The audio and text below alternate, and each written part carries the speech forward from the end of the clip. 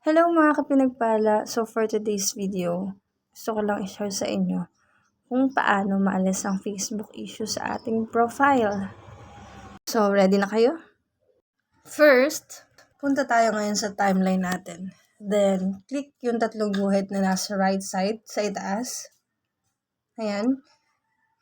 Next, click natin ang help and support.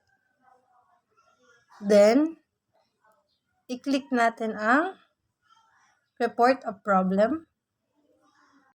Next, yung include in report. Then, click din natin yung, ayan, profile. Then, maglagay tayo ng short message kay Facebook. And please, don't forget na i-attach yung screenshot photo kung ano yung in-issue sa'yo dyan. Tapos, i-click na ang send.